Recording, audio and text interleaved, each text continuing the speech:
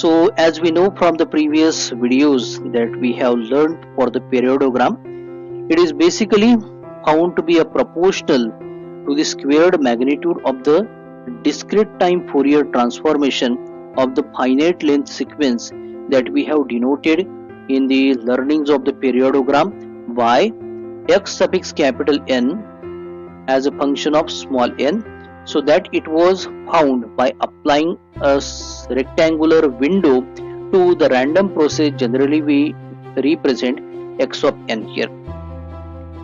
Now as far as the computations are concerned, the periodogram technique of power spectrum estimation seems to be one of the simplest and the easiest way to have evaluation of the power spectral density here. But with respect to the increase into data record, the periodogram should be having a convergence of the power spectrum of the random process here. So already into the very first video where we begin this particular chapter, we have discussed the two difficulties while working with the non-parametric power spectrum estimation approach. The first difficulty, it was there always and always the data record should not be we don't get to be at the unlimited level, and at the very short timing it becomes the difficulty, along with the introduction of the noise and the corruption, the interference signal, the reasons so far. So here we go with the periodogram technique that we have seen here, and as far as the mean square convergence of the same we expect it, so that time the condition becomes whether or not we obtain the limit n tends to infinity, the expected value of the square of the difference, where we have the estimate of the periodogram represented here capital P cap suffix per. So suffix per is to mention the periodogram here, so it is a function of e to the power j omega, basically estimation of the power spectral density carried out by the simplest technique of the periodogram. Whereas this is the power spectral density, or simply the power spectrum of the random process, the input random process x of n here, that is represented p suffix x as a function of e to the power j omega. So we expect it to whether or not it converges to the value 0 here. So in this regard, the possibility can be achieved if we have two conditions satisfied here. The first condition can be with respect to the periodogram to be asymptotically unbiased here. The condition mathematically can be expressed in this representation, where we have the limit n tends to infinity, the expected value of the estimate of the periodogram capital P cap suffix per for representation of periodogram as a function of e to the power j omega is equal to px of e to the power j omega. So if this is so, where which is the input power spectral density here, and now it is the estimate computed by the same method periodogram here. So when both are equal, so that time the earlier equation will lead with the result 0 here. The another condition is possible that the variance value associated with the random process goes to the 0 for this periodogram estimate here. So here we express it mathematically as limit capital N tends to infinity, the variance computed for the estimate of the periodogram capital P cap suffix per as a function of e to the power j omega, this is equal to 0. So one by one both of the conditions we shall check for having the performance analyzed for the periodogram here.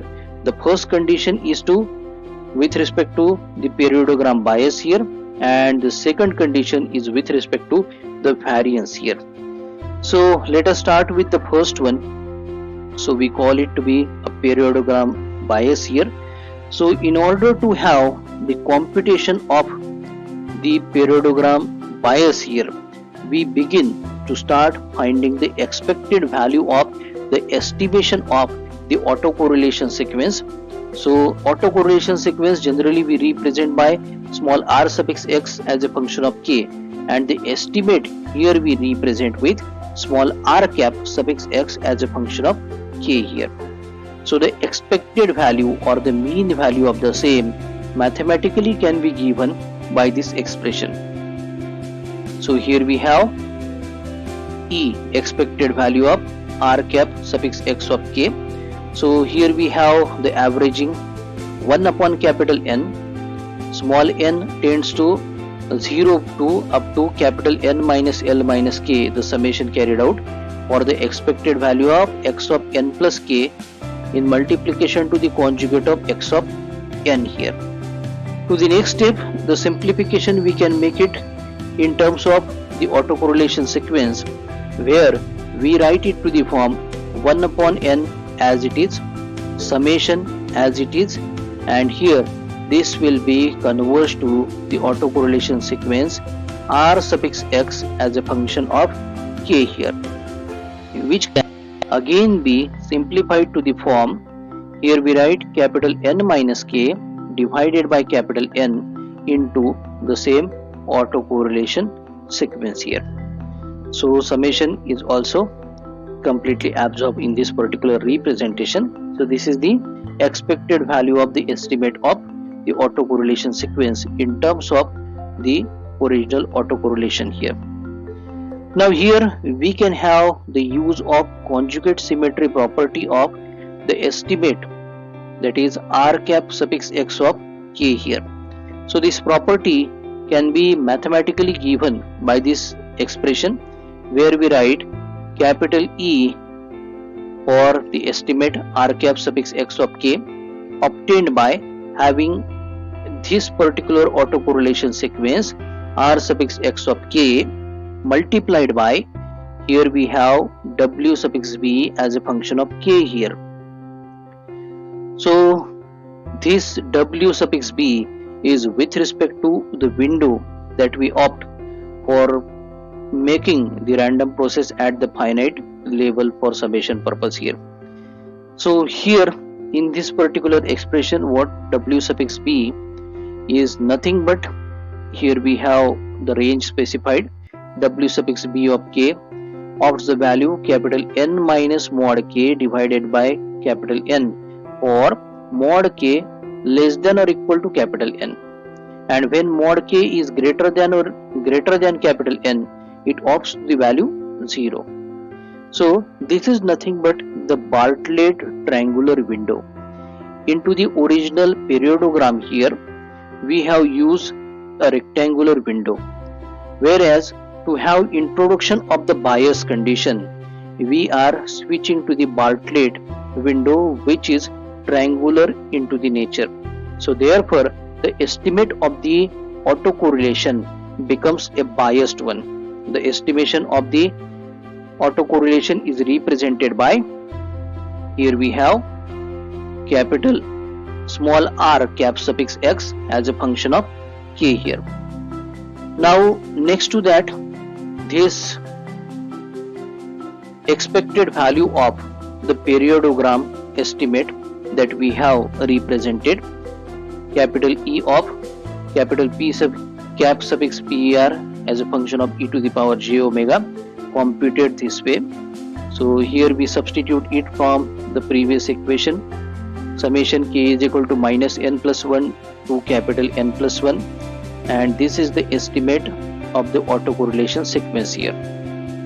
Now to the next step, we can get it to the form where we write this particular expected value only for the estimate of the autocorrelation sequence here. So expected value will be applicable to this one only, so it won't be affecting any of the summation criteria here. And by the next step we obtain it to the form summation for k is equal to minus infinity to plus infinity for the autocorrelation sequence, not the estimate here, r suffix x as a function of k multiplied by this Bartlett window w suffix b as a function of k into e to the power minus j times k into omega here. So now after, as we know, the expected value of this estimation of the periodogram is the Fourier transformation of the multiplication of this particular autocorrelation sequence with the Bartlett window here. So by the use of the frequency convolution theorem, we obtain the new form represented in this particular mathematical expression here. So this is the expected value of the estimate of periodogram. So in the frequency domain, we obtain 1 upon 2 pi px of e to the power j omega, the power spectral density of the random process x of n, convolved to the Fourier domain representation of the Bartlett window capital W suffix b as a function of e to the power j omega. So the Fourier domain representation of the Bartlett window is basically given here. So for discrete time domain representation, we prefer small w. For the frequency domain representation, we prefer capital W here. So this is nothing but 1 upon capital N sine of capital N times omega by 2 divided by sine of omega by 2. This bracket is to be squared here. Now, because of this, as we see, the expected value of the periodogram is the convolution of the power spectrum that we have denoted capital P suffix x as a function of e to the power j omega, and this is with the Fourier transform of the Bartlett window represented, and therefore the periodogram has become a biased estimate here. On the other hand, since we know that the Bartlett window representation into the Fourier domain that converges to an impulse representation, since the capital N value goes to the infinity and the periodogram becomes asymptotically unbiased here. The mathematical relation can be given by this equation here, where we have limit n tends to infinity as n goes to infinity here. The expected value of the estimation of the periodogram is nothing but the original power spectral density, power spectrum of the random process x of n here. So when both of them are equal, as initially we have discussed, so that time we can expect it to be the unbiased condition here. So this was with respect to the performance of the periodogram onto the one parameter of the bias here. Now we shall move on to the another parameter that is also of more importance, which is nothing but the variance of the periodogram here. So here we have the periodogram asymptotically unbiased estimate of the power spectrum as just now we have represented here. Now in order for it to be a very consistent estimate, it is very necessary that the variance should go to 0 as we have capital N tending towards the infinity, because there were the two possibilities, and the first possibility we have checked and this is the second possibility here. But to the unfortunate, it is quite difficult to have the evaluation of the variance of the periodogram for the random process x of n, since this variance depends on to the fourth order moments of the random process here. So for this particular case, let us assume that x of n is a Gaussian type of white noise random process that we have already discussed the types, what exactly the Gaussian mean, what exactly the white noise random process mean into the previous chapter number 3 here. And such a random process holds the variance represented by sigma suffix x square here. So therefore we express here the periodogram into the following mathematical expression here. So the periodogram estimate capital P cap suffix PR e to the power j omega. So it is 1 upon capital N mod of, so basically it is mod square of the summation k is equal to 0 to capital N minus 1 over x of k into e to the power minus j times k into omega here. So as we have the mod square, we expand the square to the next step here. So here we write 1 upon n, the multiplication of the two brackets. In the first bracket here we have x of k operated, and in the second bracket here we have the x conjugate of L operated here. The index variables for the summations have represented k is equal to 0 to n minus 1 and small l is equal to 0 to capital N minus 1. So this double summation can be into the simplified form like this: 1 upon n summation k is equal to 0 to capital N minus 1, small l is equal to 0 to, also this should be the capital N here, minus 1, operated over the multiplication of x of k into the conjugate of x of L, e to the power we make minus j times k minus L into omega.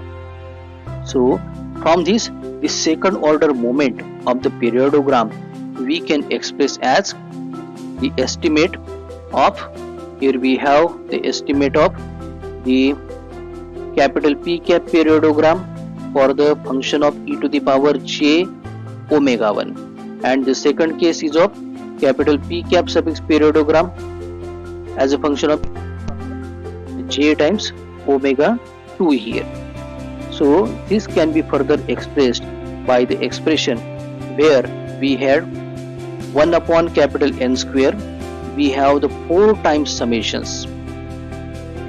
So the first with the index variable k, second with the L, third with the small m, fourth with the small n, all ranging from 0 to capital N minus 1 over the expected value of x of k into conjugate of x of L, x of n into conjugate of x of n, and here we have e to the power j times k minus L omega 1 into e to the power minus j times m minus n omega 2 here.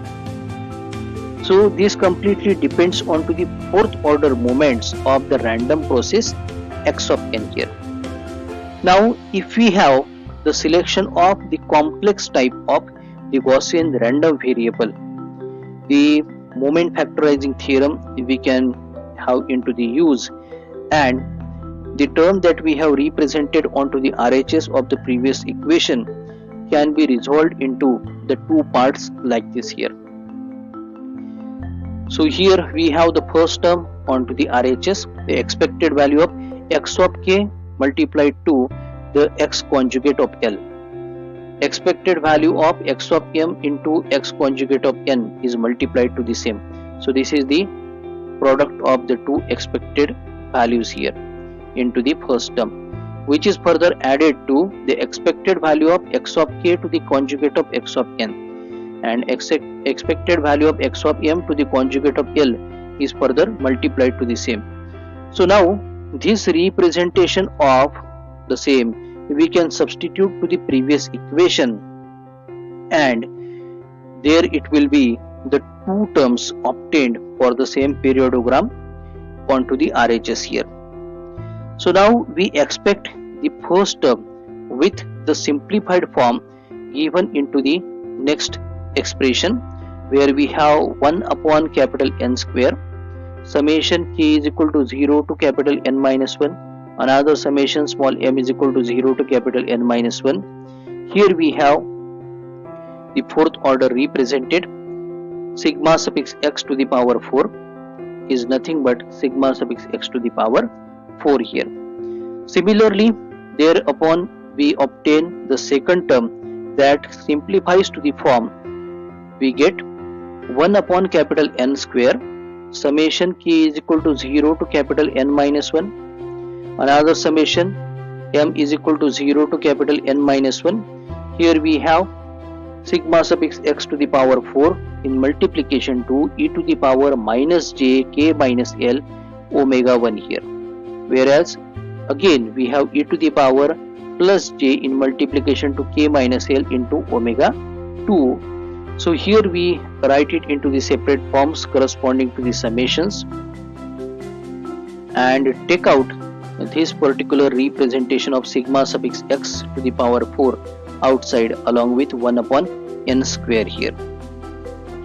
Now next to this particular step, if we can have the combination of both of the terms represented separately for the first and the second, we get it to the form of the expected value of the two parallelogram representations. So we obtain it sigma suffix x to the power 4 divided by n square. The first square bracket gives us 1 minus e to the power minus j times n omega 1 minus omega 2 divided by 1 minus e to the power minus j in multiplication 2, which have omega 1 minus omega 2 here. And now here we have this another square bracket. So this is basically the covariance of the parallelogram that is tried to be obtained in this particular expression here, and further obtaining it to be simplified form here, which is squared here, and setting omega 1 and omega 2 to be equated for the variance, we obtain the further equations, and here we get it to the form for the covariance that it was. The final variance we obtain here to be sigma suffix x to the power 4. So as we see, this is not supposed to equal to the 0. The variance is a non-zero value that we obtain here, and therefore we can say that the parallelogram is not a consistent estimate of the power spectrum. On the other hand, the parallelogram of the white Gaussian noise we find a proportional to the square of the power spectrum that can be represented by this particular expression here. So here we conclude our topic.